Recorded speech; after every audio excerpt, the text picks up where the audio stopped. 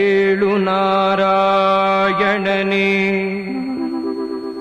ಏಳು ಲಕ್ಷ್ಮೀ ರಮಣ ಏಳು ಕಮಲಾಕ್ಷ ಕಮಲನಾಭ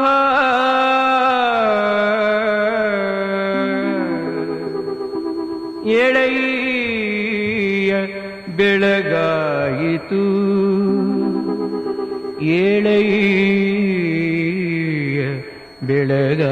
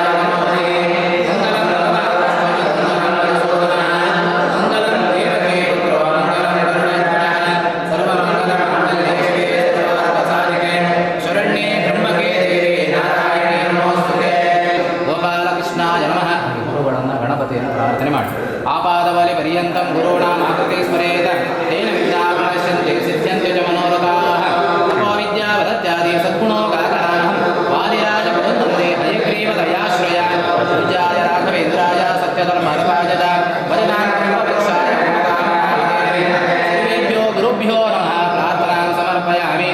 ಪ್ರಾರ್ಥನೆ ಮಾಡಿಕೊಳ್ಳಿ. ಸರ್ವೇಷಾಂ ಕರ್ಮಣಾಂ ಆದೋ ದೇವತಾ ಪ್ರಾರ್ಥನಾ ಶುಭಂ ಅಂತ ಸತ್ಕಾರ್ಯ ಮಾಡುವಾಗ ಮೊದಲಾಗಿ ದೇವರನ್ನು ಪ್ರಾರ್ಥನೆ ಮಾಡಿ ಕಾರ್ಯವನ್ನು ಆರಂಭ ಮಾಡಬೇಕಂತ ಶಾಸ್ತ್ರಕಾರರ ವಚನ. ಆ ಒಂದು ನಿಟ್ಟಿನಲ್ಲಿ ತಂದೆಯವರ 90ನೇ ವರ್ಷದ ಅಂಗವಾಗಿ ಸೌರಿ ಶಾಂತಿಯನ್ನು, ಹಾಗೆ 60ನೇ ವರ್ಷದ ಅಂಗವಾಗಿ ಧನ್ವಂತರಿ ಹೋಮಪರ ಹೋಮಾನ ಹೋಮವನ್ನು ಮಾಡಬೇಕಂತ ಗ್ರಾಮದೇವರ ಸನ್ನಿಧಾನದಲ್ಲಿ ಮಾಡಬೇಕಂತ ಸಂಕಲ್ಪ ಮಾಡಿದ್ದೇವೆ.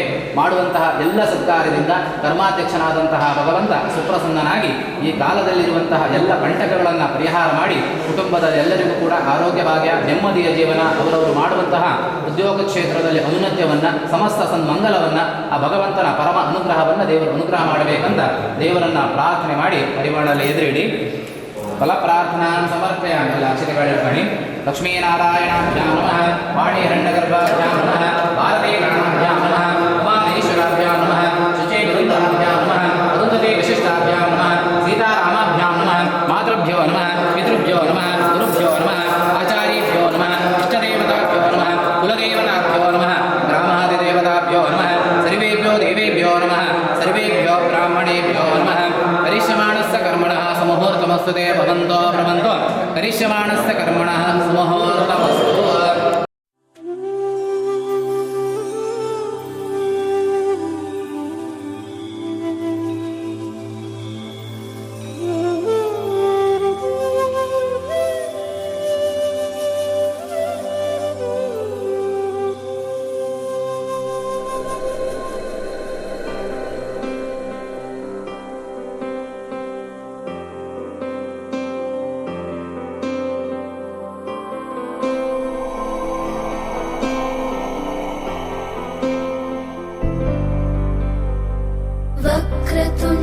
महाकाय सूर्यकोटि समप्रभ निर्विघ्नं कुरु मे देव सर्वकार्येषु सर्वदा।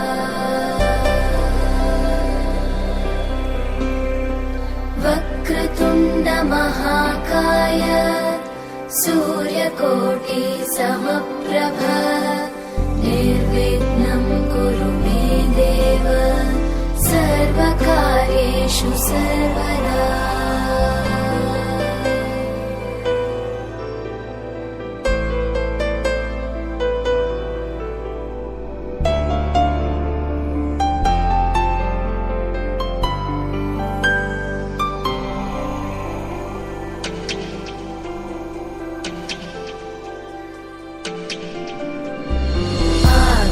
आकाशस्याधिपो विष्णुः अग्निश्चैव महेश्वरी वायो सूर्यक्षितेरिषः जीवनस्य गणाधिपः।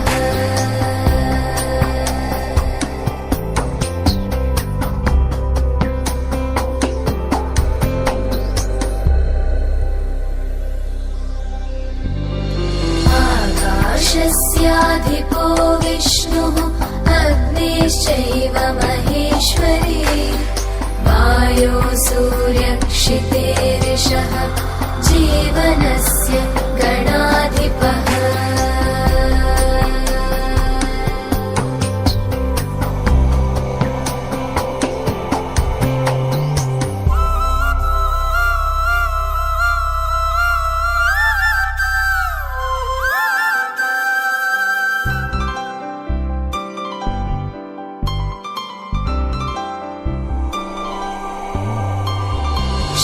षोडशैतानि नामानि यः पठेत्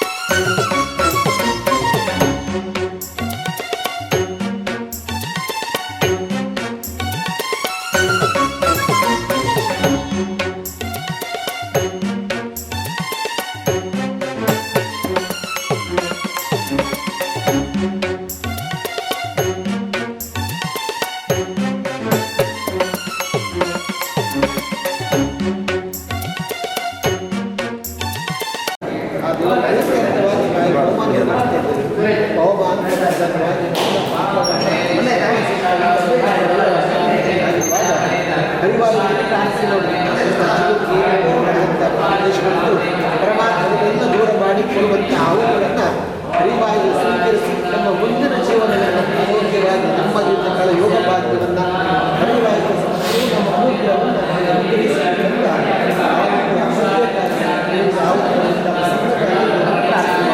ಹರಿವಾಯುಭ್ಯಾಂ ನಮಃ ಪ್ರಾರ್ಥನಾ ಸಮರ್ಪಯಾಮಿ. ಶ್ರೀ ಗುರುಭ್ಯೋ. ಜೊತೆ ಜೊತೆಯಲ್ಲಿ ಇರುವೆನು ಹೀಗೆ ಎಂದು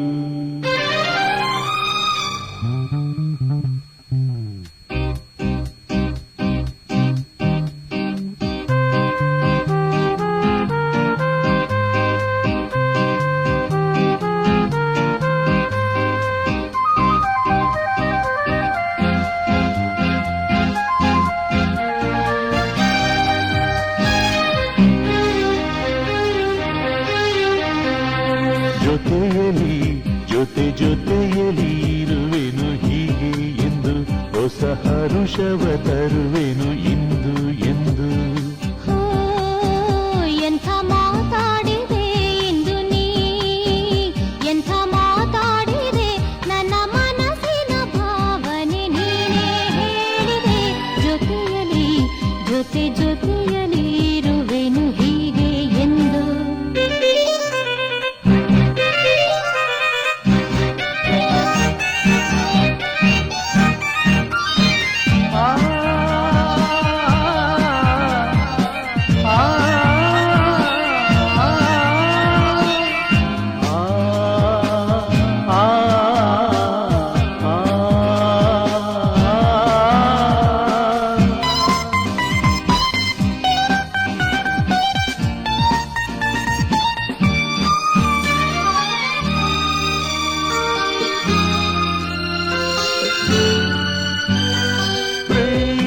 ಎಂದರೇನು ಯಾವುದು ಈಗ ಅರಿತೆನು, ಪ್ರೀತಿ ಯಾವುದರೇನು ಯಾವುದು ಈಗ ಅರಿತೆನು.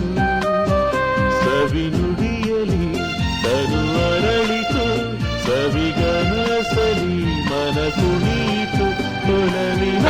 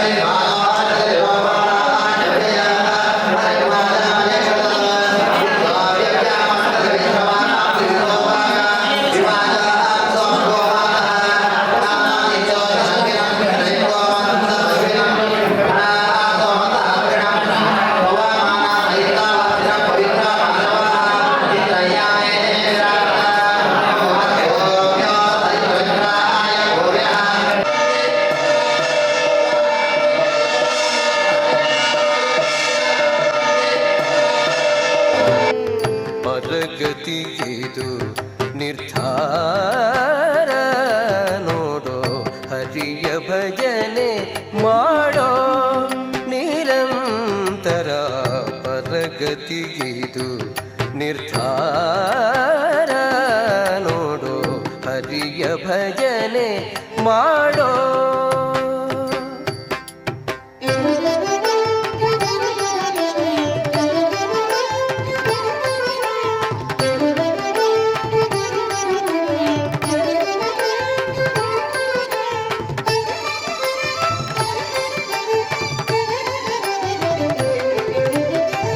ಮೊದಲೇ ತೋರುತ್ತದೆ ಮಧುರ ವಿಷಯ ಸುಖ, ಮೊದಲೇ ತೋರು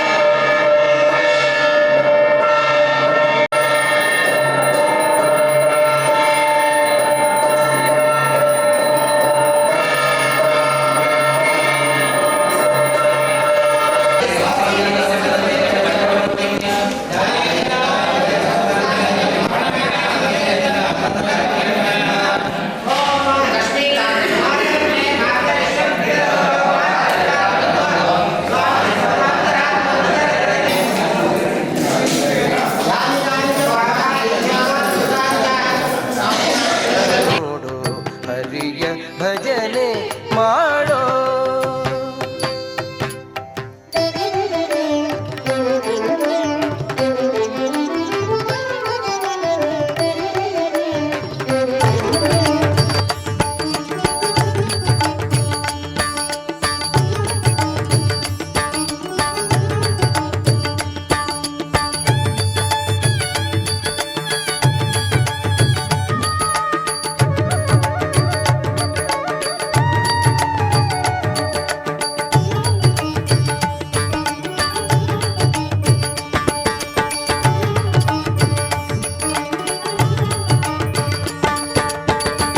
ಸದಾಯನ್ನ ಹೃದಯದಲ್ಲಿ ವಾಸ ಮಾಡೋ ಶ್ರೀಹರಿ, ಸದಾಯನ್ನ ಹೃದಯದಲ್ಲಿ ವಾಸ ಮಾಡೋ ಶ್ರೀಹರಿ.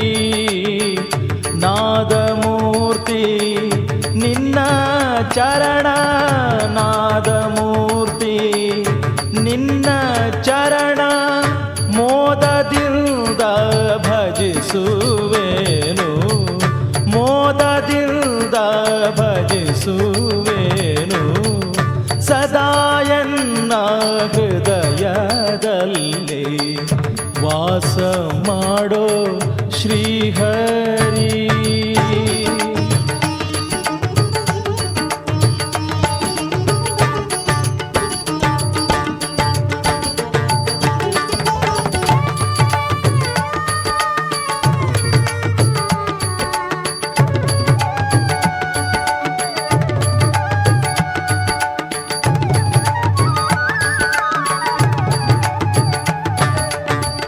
ಜ್ಞಾನವೆಂಬ ನವರತ್ನದ ಮಂಟಪದ ಮಧ್ಯದಲ್ಲಿ, ಜ್ಞಾನವೆಂಬ ನವರತ್ನದ ಮಂಟಪದ ಮಧ್ಯದಲ್ಲಿ ಗಾನಲೋಲನ ಕುಳ್ಳಿರಿಸಿ, ಗಾನಲೋಲನ ಕುಳ್ಳಿರಿಸಿ ಧ್ಯಾನದಿಂದ ಭಜಿಸುವೇನು, ಧ್ಯಾನದಿಂದ ಭಜಿಸುವೇನು.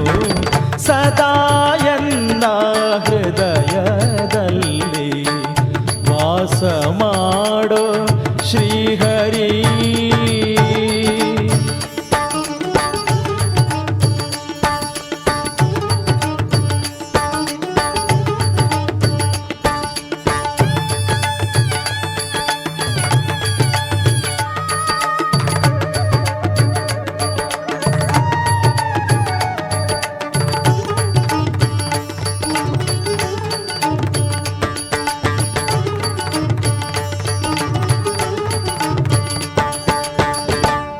ಭಕ್ತಿ ರಸವೆಂಬ ಮುತ್ತು ಮಾಣಿಕ್ಯದ ಹರಿವಾಣದಿ ಭಕ್ತಿ ರಸವೆಂಬ ಮುತ್ತು ಮಾಣಿಕ್ಯದ ಹರಿವಾಣದಿ ಮುಕ್ತನಾಗಬೇಕು ಎಂದು ಮುಕ್ತನಾಗಬೇಕು ಎಂದು ಮುತ್ತಿನಾರತಿ ಎತ್ತುವೇನು ಮುತ್ತಿನಾರತಿ ಎತ್ತುವೇನು ಸದಾ ಎನ್ನ ಹೃದಯದಲ್ಲಿ ವಾಸ ಮಾಡೋ ಶ್ರೀಹರಿ.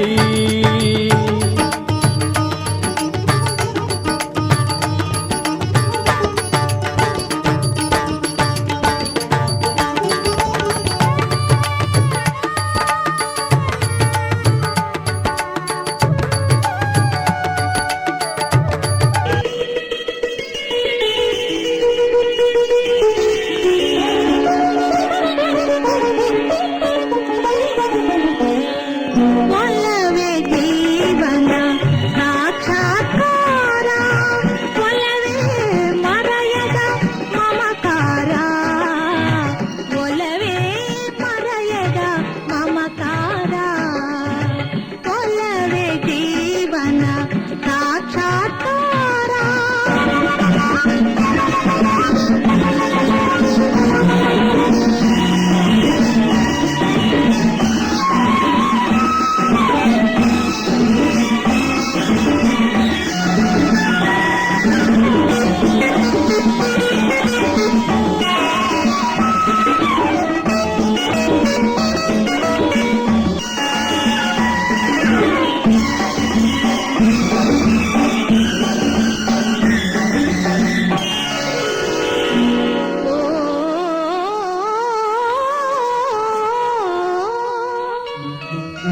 ಧುಮ್ಮಿಕ್ಕಿ ಹರಿಯುವ ಜಲಧಾರೆಯಲ್ಲೋ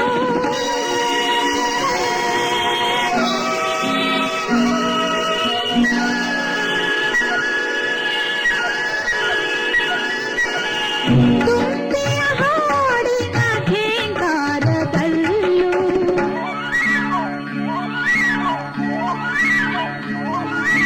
ಧುಮ್ಮಿಕ್ಕಿ ಹರಿಯುವ ಜಲಧಾರೆಯಲ್ಲೋ ತುಂಬಿಯ ಹಾಡಿನ ಘೇಂಕಾರದಲ್ಲೂ ಘಮ್ಮನೆ ಹೊಮ್ಮಿರುವ ಹೊಸ ಹೂವಿನಲ್ಲೂ ಘಮ್ಮನೆ ಹೊಮ್ಮಿರುವ ಹೊಸ ಹೂವಿನಲ್ಲೂ ತುಂಬಿದೆ ಒಲವಿನ ಸಾಕ್ಷಾತ್ಕಾರ ಒಲವೇ ಜೀವನ ಸಾಕ್ಷಾತ್ಕಾರ.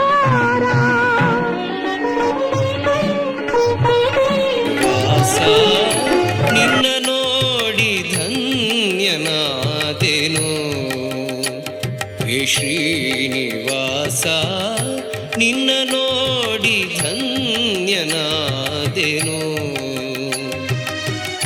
ನಿನ್ನ ನೋಡಿ ಧನ್ಯನಾದೆ ನಿನ್ನ ನೋಡಿ ಧನ್ಯನಾದೆ ಎನ್ನ ಮನೋನಯನ ಕೀಗ ಇನ್ನು ದಯ ಮಾಡು ಸುಪ್ರಸನ್ನ ಸ್ವಾಮಿ ಪಾಂಡುರಂಗ ನಿನ್ನ ನೋಡಿ ಧನ್ಯನಾದೆನು ಹೇ ಶ್ರೀನಿವಾಸ ನಿನ್ನ ನೋಡಿ ಧನ್ಯನಾದೆನು.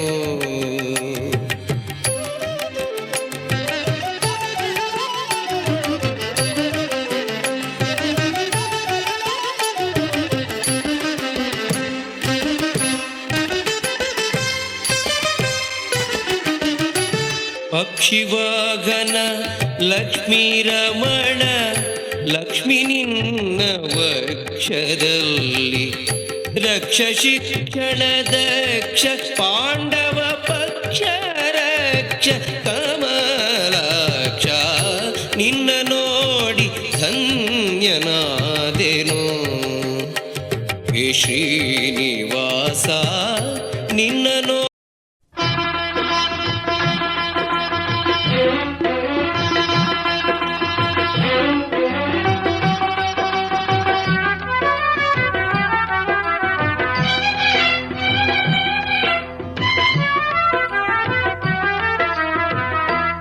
ಈ ಸೊಗಸಾದ ಸಂಜೆ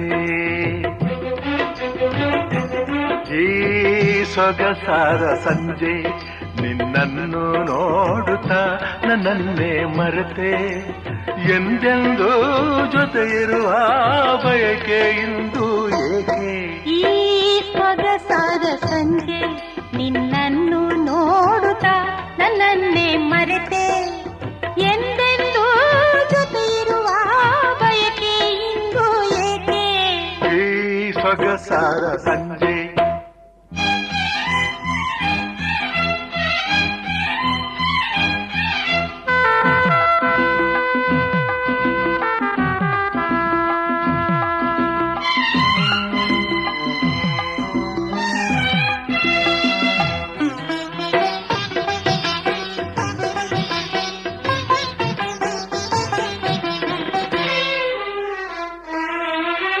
ನಲ್ಲೆಯು ಮುಡಿದ ಮಲ್ಲಿಗೆ ಹೂ ಪ್ರೇಮದ ಗೀತೆ ಹಾಡಿದೆ ಹಿಂಪಾಗಿ ಕಂಪನ್ನು ಚೆಲ್ಲಿದೆ ಹಿತವಾಗಿ ನಲ್ಲನ ನುಡಿಯೋ ಕೊಳಲಿನ ದನಿಯೋ ಕಾಣೆನೆ ನಾನು ಕೇಳುತ್ತ ಬೆರಗಾಗಿ ಸಂತೋಷ ತುಂಬಿತು ತಾನಾಗಿ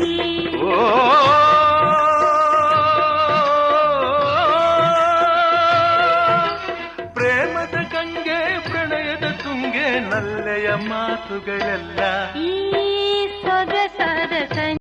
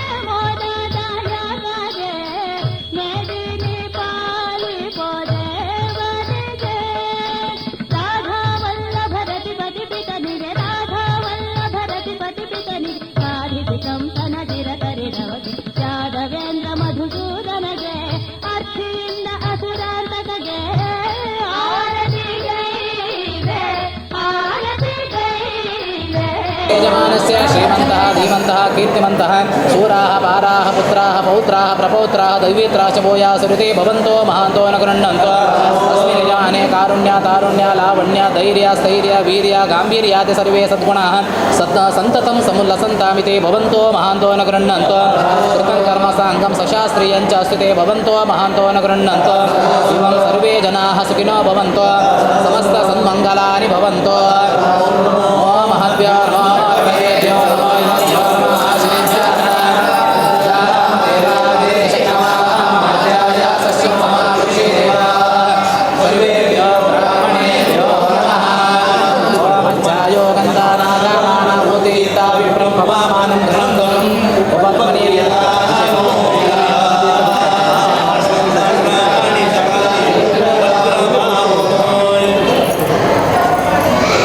ತಂದೆಯವರ 90ನೇ ವರ್ಷದ ಅಂಗವಾಗಿ ಸೌರಿ ಶಾಂತಿಯನ್ನು ಹಾಗೆ ನಮಗೆ 60ನೇ ವರ್ಷದ ಅಂಗವಾಗಿ ಹೋಮಾನೋಮ ಧನ್ವಂತರಿ ಹೋಮ ಇವುಗಳನ್ನೆಲ್ಲ ನಾವು ಮಾಡಿದ್ದೇವೆ.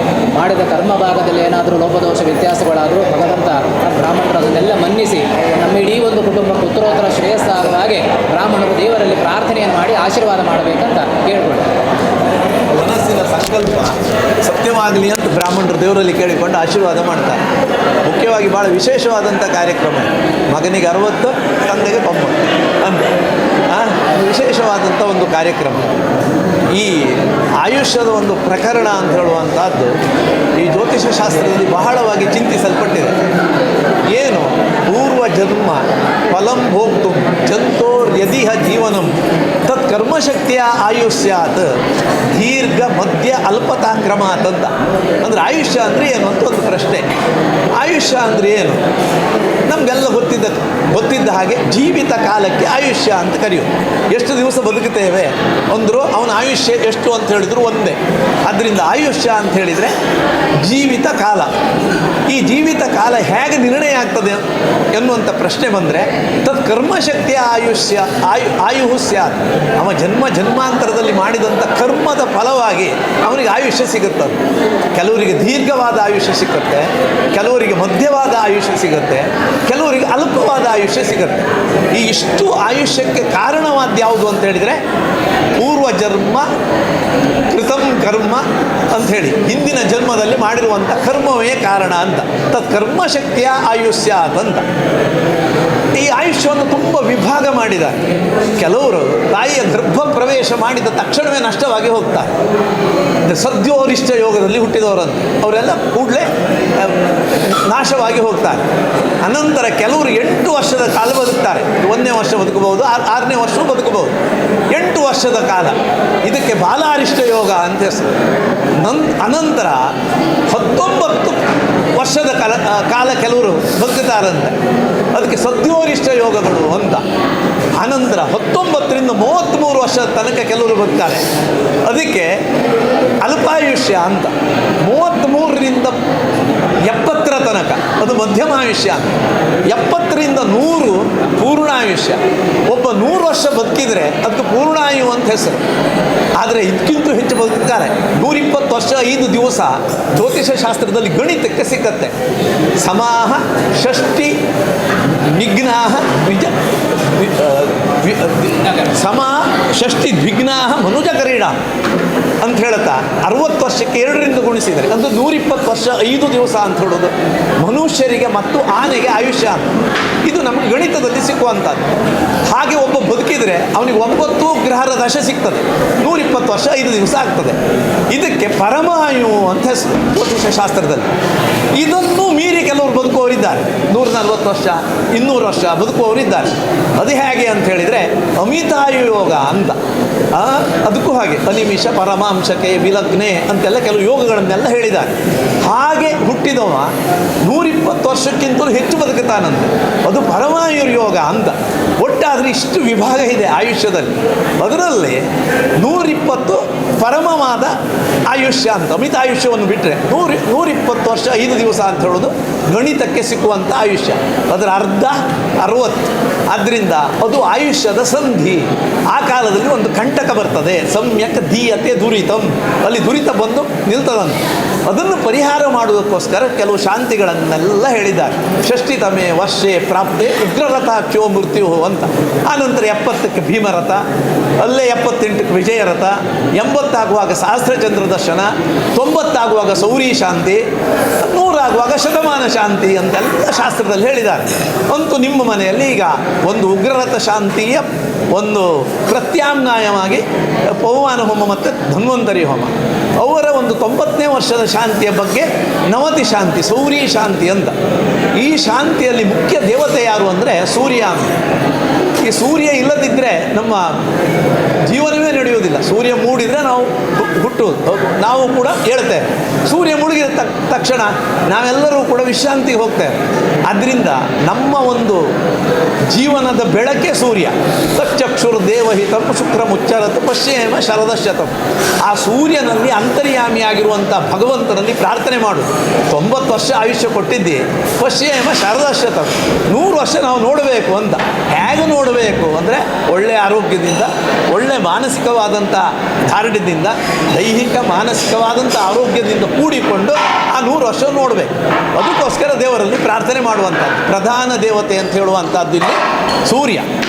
ಮತ್ತು ಅಧಿದೇವತೆ ಪ್ರತಿದೇವತೆಗಳು ಮೃತ್ಯುಂಜಯ, ಹಾಗೆ ಅವರ ಜನ್ಮ ನಕ್ಷತ್ರ ದೇವತೆ. ಹೀಗೆ ಇದರಲ್ಲಿ ಒಂದು ವ್ಯವಸ್ಥೆಯನ್ನು ಮಾಡಿ ಇಟ್ಟಿದ್ದಾರೆ.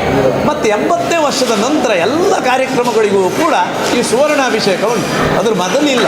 ಪ್ರಪೌತ್ರ ದರ್ಶನಕ್ಕೊಂದುಂಟು. ಅದಕ್ಕೂ ಕಾರಣ ಉಂಟು.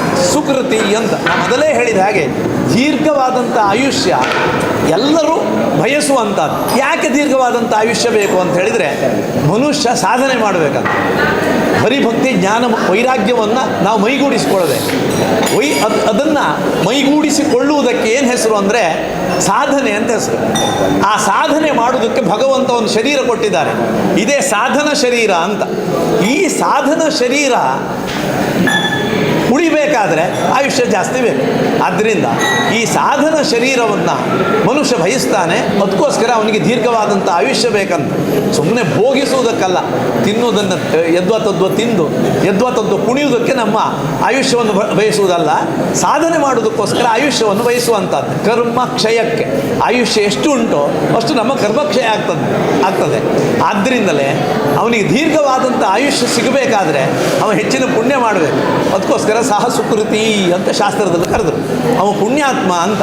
ಆದ್ದರಿಂದ 80ನೇ ವರ್ಷದ ನಂತರ ಅವರಿಗೆ ಈ ಕನಕಾಭಿಷೇಕ ಮಾಡುವಂಥ ಒಂದು ಪದ್ಧತಿ ಶಾಸ್ತ್ರದಲ್ಲಿ, ಧರ್ಮಶಾಸ್ತ್ರದಲ್ಲಿ ಬಂದಿದೆ. ಅಂತೂ ಎಲ್ಲ ಕಾರ್ಯಕ್ರಮವನ್ನು ಮಾಡಿದ್ದೀರಿ. ಈಗ ಸಮಯ ಆಯಿತು. ಈಗ ಅದರಿಂದ ಹೆಚ್ಚು ಮಾತಾಡುವಂಥದ್ದೆಲ್ಲ ಈಗಲೇ ಮಾತಾಡೋದು ಜಾಸ್ತಿ ಆಯಿತು. ಅಂತೂ ಅವರಿಗೆ ಇನ್ನೂ ಹೆಚ್ಚಿನ ಒಂದು ಆಯುಷ್ಯ ಕೊಡಲಿ ದೇವರು. ಒಳ್ಳೆ ದೈಹಿಕವಾದಂಥ ಮಾನಸಿಕವಾದಂತಹ ಆರೋಗ್ಯ ಕೊಡಲಿ. ನಿಮಗೂ ಎಲ್ಲ ಆ ದೇವರು ಉತ್ತರೋತ್ತರ ಶ್ರೇಯಸ್ಸನ್ನು ಮಾಡಲಿ. 60 ಆಯ್ತು, 70, 78, ತಮ್ಮನಿಗೆ 60 ಉಂಟು. ಇದೆಲ್ಲ ಒಳ್ಳೆ ರೀತಿಯಲ್ಲಿ ನಡೆಸೋ ಹಾಗೆ ದೇವರು ಅನುಗ್ರಹ ಮಾಡಲಿ. ಅದು ನಿಮ್ಮ ವರ್ಣರ ಕುಟುಂಬದಲ್ಲಿ ನಾನು ಕೇಳಿದ್ದು 90 ಇದೆ, ಆಗಿರ್ಬೋದು ಬೇರೆಯವರಿಗೆ, ನಾವು ನೋಡಲಿಲ್ಲ. ಒಂದು ಊರಿನಲ್ಲಿ ಇದೇ 84 ಗಡಿಯ ಅವ್ರು ಗಡಿ ದಾಟಿ ಹೋದರು. 90 ನಾಟ್ ಔಟ್ ಅವ್ರಿಗೆ ಅಲ್ವಾ. ಅಂತೂ ಗಡಿ ದಾಟಿ ಆಯ್ತು. ಇನ್ನೂ ಗಡಿ ದಾಟಿ ಅಂತ ಬ್ರಾಹ್ಮಣರೆಲ್ಲ ದೇವರಲ್ಲಿ ಕೇಳಿಕೊಂಡು ಆಶೀರ್ವಾದ ಮಾಡ್ತಾರೆ. ಓಂ ಭದ್ರಂ ಕರ್ಣೇಭಿಃ ಶೃಣುಯಾಮ ದೇವಾ ಭದ್ರಂ ಪಶ್ಯೇಮಾಕ್ಷಿಭಿರತ್ರ ಸ್ಥಿರೈರಂಗೈಃ ಸ್ತುವಾಂಸಸ್ತನೋಭಿರ್ವ್ಯಾಸೇನ ದೇವೈಃ ಕವ್ಯದಾಯೋ. ಭಾವೇ 90 ನಾಟ್ ಔಟ್. ಈಗ ಸವಿತಾ ಪುರಸ್ತಾ ಸವಿತೋಕ್ತ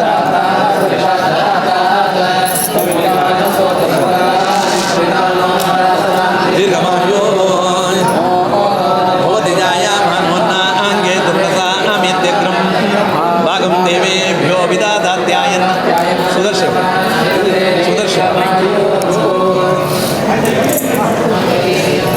ಮಾಂ ಸಮೇತ ಪಶ್ಚಾತ್ ಸೌಭಾಗ್ಯಮಸ್ಯೈ ದತ್ವಾಯ ತಾಸ್ತಂ ವಿಪರೇತನಾಯ ದೀರ್ಘ ಸುಮಂಗಲಿ ಭವಾಯ.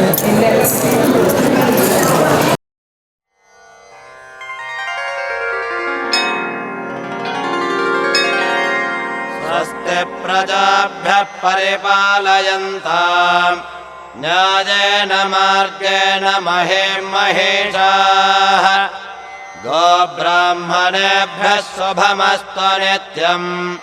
ಲೋಕಾಃ ಸಮಸ್ತಾಃ ಸುಖಿನೋ ಭವಂತು. ಕಾಲೇ ವರ್ಷತ ಪರ್ಜನ್ಯಃ ಪೃಥಿವೀ ಸಸ್ಯಶಾಲಿನಿ. ದೇಶೋऽಯಂ ಕ್ಷೋಭರಹಿತಃ ಸಜ್ಜನಾಃ ಸन्तु ನಿರ್ಭಯಾಃ.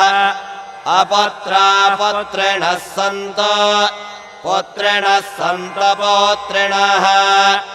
अधनाः सधनाः सन्तु जीवन्तु शरदां शतम्. कायेन वाचा मनसेन्द्रियैर्वा बुद्ध्यात्मना वा प्रकृते स्वभावात् करोमि यद्यत् सकलं परस्मै नारायणायेति समर्पयामि. नारायणायेति समर्पयामि. सर्वे जनाः सुखिनो भवन्तु. समस्तसन्मङ्गलानि भवन्तु. हरिः